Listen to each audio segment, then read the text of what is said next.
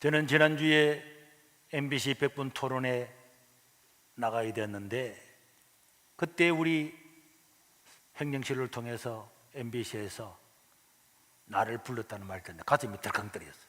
나를 죽이려고 부르는구나. 지금까지 많은 언론 중에서 MBC가 더 악의적으로 우리를 공격하고 했잖아요. 이제 완전히 나를 불러가지고 매장시키려고 하는구나. 나 딱 생각이 들었어요. 그래서 이 이야기를 했더니 다른 목사님들도, 다른 많은 분들도 절대로 나가지 마라. 나가면은 휘둘리고 매장 당한다. 절대로 나가지 말라. 다 100% 당한다고 나가지 말라 그래. 그러나 저는 생각했어요. 내 말고 우리 교회가 부각되어서 예배가 이렇게 되었는데 나 말고 다른 사람이 나가서 죽사발되고 사자굴에 들어가는 것보다는 차라리 내가 그것을 당해야 되겠다. 나는 내가 1%도 거짓말이 아니고 내가 그 십자가를 져야 되겠다. 그러면서 그 무게가 어마어마하게 다가왔어요. 나는 그것을 당하는 순간에 예수님이 겟세마네 동산에서 십자가를 앞두고 기도했던 그 부담감이 내가 딱 느껴지더라고. 아, 이런 느낌이었구나. 너무너무 부담이 됐어요. 그렇지만은 내가 죽사발이 나든 사자굴에 들어가든 깨지든 내가 당해야 된다. 그렇게 하고 기도하고 준비를 했습니다. 많은 성도들도, 이 사제를 알던 많은 다른 교회 목사님들도, 목사님 정말 기도해야 되겠으면 수많은 우리 교회 말고도 많은 사람들이 기도했죠. 그러면서 자료를 준비했는데, 그런데 이 시청자들을 딱 설득할 수 있는 한 방이 없는 거예요. 하나님, 우리가 아무리 준비했지만 이걸로 가지고는 다 사람들을 설득할 수가 없습니다. 그렇게 기도하고 있는데 정말 놀라운 기적이 일어났잖아요. 100분 토론을 하루 앞두고 질병본부에서 기자들과 함께 백브리핑을 하던 저 윤태호, 저거 완전 총괄 반장이에요. 정영경보다도 더 잘하는 실무진 중에 최고라니까. 저분이 이런 발표를 했어요. 대면 예배를 드리다가 감염된 경우는 거의 없다. 대면 예배 자체가 감염 위험도가 높은 행위는 아니다. 그렇게 판단을 했다면서 기자들 앞에서 발표를 한 거예요. 그런데 이게 어떻게 나오게 됐냐? 기자 중에서 아주 교회를 싫어하는 기자가 있었겠죠. 왜 교회를 수도권에서는 10% 예배 드리게 하고 왜 비수도권에는 예배를 20% 드리게 하느냐? IM에서도 막 일어나는데 왜 예배를 드리게 하느냐? 그걸 계속 물었어요. 그러니까 이 사람이 대답을 안 하고 있다가 말을 한 거예요. 우리가 그동안에 헌법 소원을 하면서 예배를 드리다가 감염된 경로가 있으면 가져와봐라, 과학적인 증을 대라 할 때 말하지 않았어요. 주지 않았습니다. 그런데 그 기자가 계속 공격을 하니까 이 사람이 청기를 누설한 거예요. 예배를 드리다가 감염된 경우는 거의 없다. 그 기자에 비해서 이 이야기를 한 겁니다. 여러분들이 생각할 때는 우연처럼 보입니까? 하나님이 계획하지 않았으면요, 자기들이 숨기고 있던 것을 말할 이유가 절대로 없는 거예요. 이것 하나 때문에 지난 1년 동안 교회 문을 다 닫았잖아요. 이거 하나 때문에 1년 동안 교회 문을 다 닫았는데 그 토론을 하루 앞두고 총괄반장 최고의 책임자가 예배를 통해서는 감염된 경우가 없다. 야, 이런 것을, 그래서 여러분 그것을 준비해가지고 100분 토론에 나갔죠. 딱 나갔더니 어떻게 되었습니까? 자기들이 나를 죽이려고 가져왔던 것들 다 무산되어 버렸잖아요. MBC 100분 토론이 902번째예요. 902번째. 20년 가까이 했다니까. 20년 가까이 중에서 MBC 편을 들지 않고 MBC를 비난하는 댓글이 98% 넘는 것은 이번에 처음이었어요. 그리고 우리를 죽이려고 세웠던 우리 편을 98% 우리가 된 것은 MBC 20년 사상 처음이었어요. 이게 하나님이 하신 일이 아니면 누가 일을 했겠습니까? 지금까지 숨기고 왔던 이것들이 이번 기회를 통해서 맹맹백백하게 밝혀진 거예요. 지금까지 언론들은 뭐라 그랬습니까? 다 교회다 그랬잖아요. 그래서 한 종교단체에서 설문조사를 해보니까 국민들이 이 코로나가 어디서 생겼느냐, 44% 정도가 교회에서 생겼다 이렇게 인식을 하고 있다고 이야기했잖아요.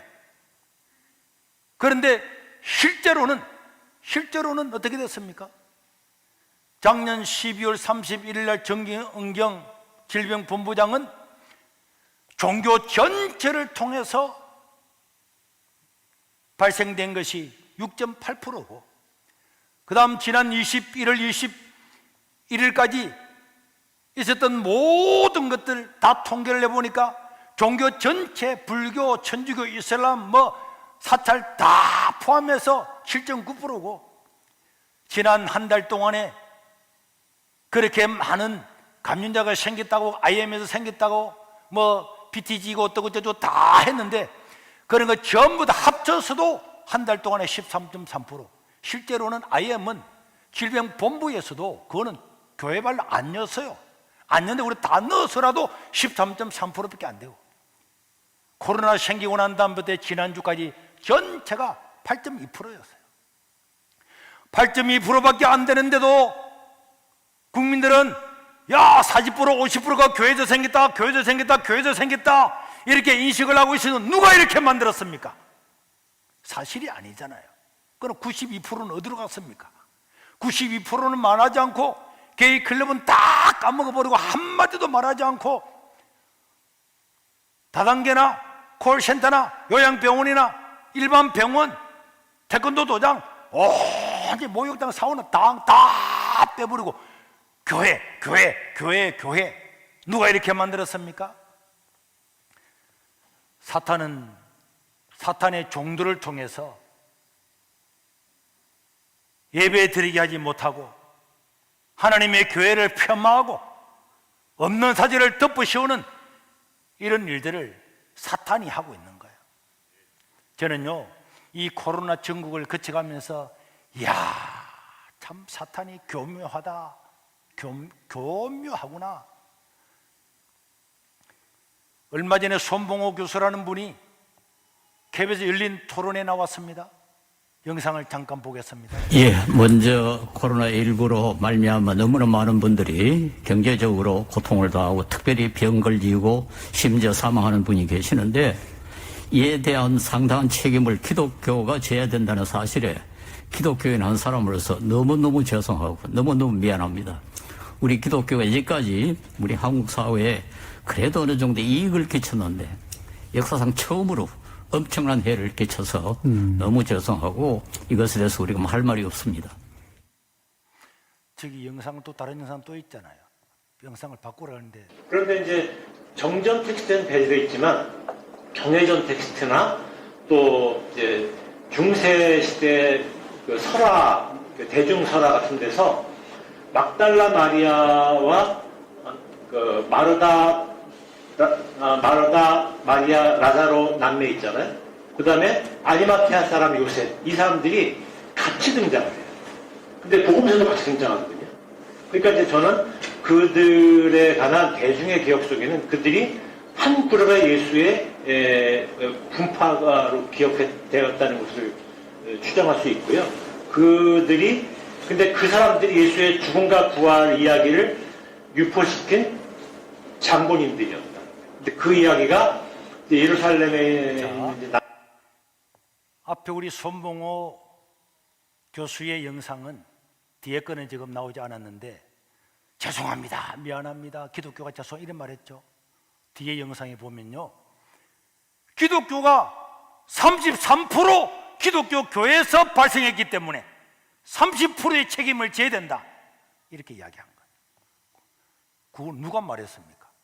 33%라고 누가 말했습니까?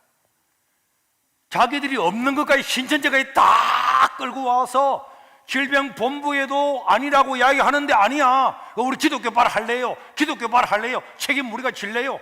아니 질병본부에도 아니라고 하는데도 신천지 끌고 오고 여기 끌고 다 끌고 와서 우리가 33% 우리가 걸렸으니까 33% 책임을 져야 되고 자영업자들한테도 33% 책임질, 이게 정상입니까? 그리고 아래 저와 함께 이야기했던 김진호 저분은요, 민중신학자입니다. 예수님 부활 안 믿습니다. 보셨죠? 막달라 마리아라고 하는 여자 그룹에서 이 부활이라고 하는 이야기를 지어내가지고 그걸 낙심해 있는 예수님의 제자들한테 이야기했더니 제자들이 그 막달라 마리아 이야기를 듣고 아, 부활했구나, 사실이구나, 이렇게 깜짝 속아가지고 목숨을 걸고 부활했다고 거짓말을 믿고 살다가 죽고, 로마도 그 막달라 마리아 이야기를 듣고 로마도 깜짝 속아서 예수님을 십자가에 못 박아 죽였던 그 전 세계 로마, 전 세계를 지배던 로마가 기독교 국가가 됐다고 하는, 야, 정말로 믿기 어려운 사실을 다 믿고 했어요. 이게 지금 믿기 어렵잖아. 이게 어떻게 믿어져요? 목사 아닙니다. 그리고요, 지금은 뭐 온라인이 제2의 종교개혁이다 다 이렇게 말했던 이재철 목사님, 내가 책을 봤어요. 자, 이재철 목사님이 전에는 뭐라 그랬냐, 지금은 온라인 예배가 드리되고 교회에서 예배 드릴 필요 없다, 이제는 제2의 종교개혁이 일어났다 그랬는데 자기가 뭐라 그랬냐, 반드시 새신자반에서 반드시 예배당에 나와서 예배를 드려야 된다. 자기 책에 기록을 다 해놨어요. 주일날 예배를 드리지 않는 것은 도둑질하는 거다. 저기 다 기록되어 있습니다. 그런데요, 언제 그러냐 싶이 눈 싹 닦아버리고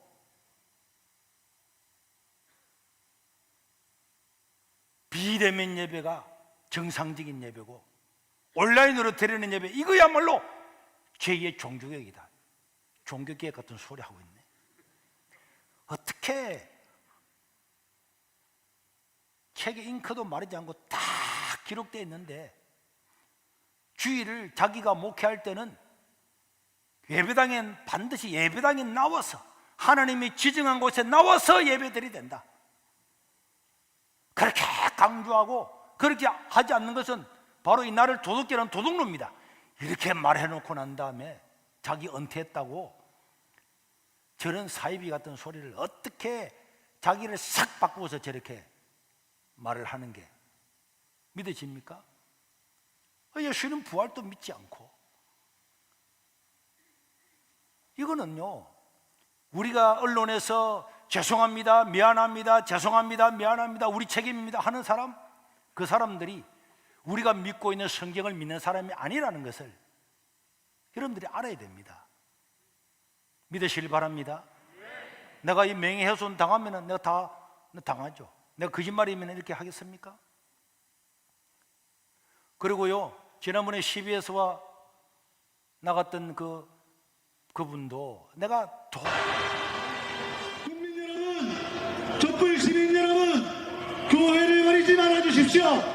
문재인 대통령 그리고 검찰을 개혁할 조국 장관을 위해 기도하고 행동하는 기독교인이 많이 있기 때문입니다. 검찰 안에도 훌륭한 검사들이 있을 것입니다. 검찰의 희망, 이문정 검사를 비롯한 유능하고 때가 묻지 않은 젊은 검사들이 있을 것입니다. 우리가 그분들을 지켜야 하지 않겠습니까?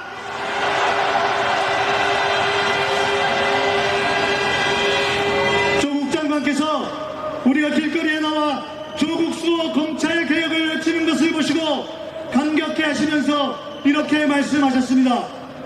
미안하고 송구하고 감사합니다. 미안하고 송구하고 감사합니다. 왜 장관님이 미안하고 왜 장관님이 송구해야 합니까? 미안하면 우리가 미안하고 송구하면 우리가 송구해야 하지 않겠습니까? 개싸움은 우리가 하겠습니다. 피 흘리는 개싸움은 우리가 하겠습니다. 장관님은 검찰 개혁의 모든 것을 거십시오. 문재인 대통령님, 그 끝은 깨어있는 시민 우리가 반드시 지키겠습니다. 감사합니다.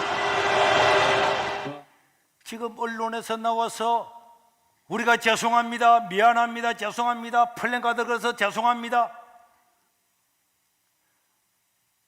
이 사람들은 우리가 믿고 있는 성경을 믿는 사람이 아니라는 것. 이 사람은 정치 사상을 주장하는 바입니다. 그러니까 교회에 대해서는 무조건하고 비판만 하잖아요. 그 사람들 입에서 교회가 선한 일 한다, 좋은 일 한다 이런 말 단 한 번이라도 들어본 적이 있습니까? 왜? 한국 교회는 수많은 목사들 중에서도 이런 사람들 중에서는 사상이 경도되는 사람이 너무너무나 많고, 또 언론사 안에서도 간첩으로 복역을 했던 사람들이 나와서 언론사 직원으로 들어가 타고 있는 것도 충분히 많이 있습니다. 얼마든지 증거를 갖다 댈 수가 있고 사람 명단도 다 알 수 있어요. 그런데 이런 사람들만 TV 나오고 이런 사람들만 아직도 나와서 교회 잘못이다, 교회 잘못이다, 교회 때문이다, 교회 발이다, 죄송합니다, 미안합니다.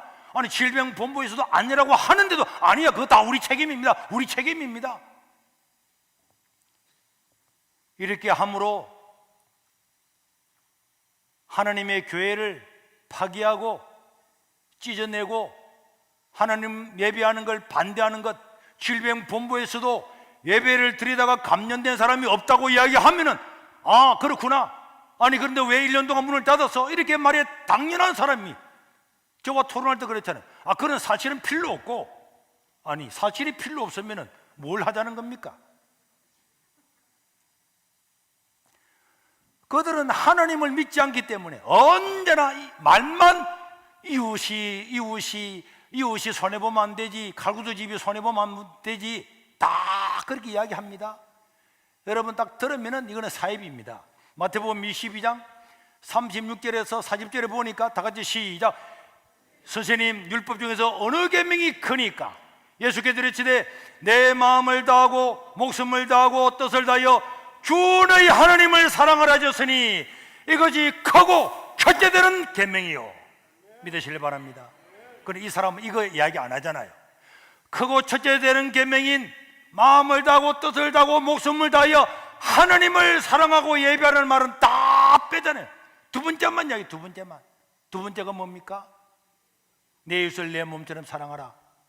우리는 두 가지를 다 해야 올바른 교회인 줄로 믿습니다. 하나님은 싹 빼버리고 예배가 무슨 소용이 있어? 예배가 뭐가 중요해? 예배가 중요하네요? 칼국수 한 그릇 먹는 것보다 예배가 더 중요 안 하다고요? 성도에게는 삼위일체 하나님께서 날 위해 십자가에 죽으시고 나를 구원해 주신 이 하나님을 찬양하는 것은 우리의 특권이고 의무고 권리고 생명인 줄로 믿으시길 바랍니다. 그래서 첫째는 빼고 둘째만 강조하는 것, 둘째만 강조하는 것은 전부 다 사입이 아니면은 정치 집단이라는 것을 잊어서는 안 됩니다. 그동안에 얼마나 많은 이런 사이비들이 언론에 나와서 교회 문 앞에 플랜카드 걸면서 교회를 폄하하고 하나님을 예배하는 걸 방해하고 국민들로 40% 50%다 교회 책임이라고 하는 것을 떠넘기게 하고 언론을 확대 재생산 함으로 말미암아서 병아리를 독수리처럼 만들고 강아지를 늑대처럼 만드는 이런 책임을 반드시 하나님께서 지게 할 날이 올 줄로 믿습니다. 우리는 바른 시각을 가져야지 자기 정치의 사상을 가지고 하나님의 말씀을 난도질하거나 안 믿으면 자기가 안 믿는다고 이야기해야지. 예수님의 부활도 안 믿는, 부활도 안 믿으면 이단 아닙니까? 부활도 안 믿으면 이단 아닙니까? 이단 아닌 저런 사람들은 뭐 정강훈 저런 사람들은 이단이라고 그렇게 말하는 사람이 예수님 부활도 안 믿는 저런 사람은 아무 제재도 안 하잖아요. 그런데도 국민들이 이게 속는 것은 정말 어리석기 그지없고, 이거는 삼적 동자라도 딱 객관적 입장에서 딱 보면 금방 드러나잖아요.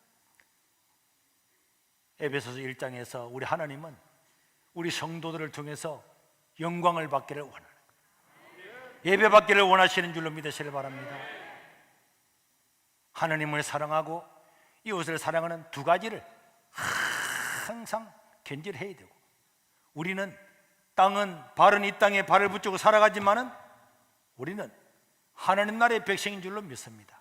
이 대한민국의 백성이지만은 하나님 나라의 백성, 이중성이 있는 겁니다. 만약에 우리가 하나님의 법과 이 사회의 법이 부딪히면은 우리는 언제나 하나님의 법을 선택할 수밖에 없는 거예요. 이게 우리 성도입니다. 하나님의 법은 다 무시하고 둘째만 따르겠다. 사실이 아니라 그래도 정부가 예배 드리지 말라 그러면 안 드리되겠다. 누가 그런 기진 신화를 까먹는 소리를 듣고 동조하는, 그거는 기독교인이 아니죠. 예수 믿는 사람이 아닙니다. 우리가 정신을 바짝 차리고 하나님을 예배하고 우리 가운데 이웃들을 섬기는데 힘을 다해서 이 코로나 때를 믿음으로 잘 극복해서 하나님으로부터 착하고 충성된 종이라고 칭찬 듣고 인정받는 저와 여러분들이 될 수 있기를 주의 이름으로 축원합니다.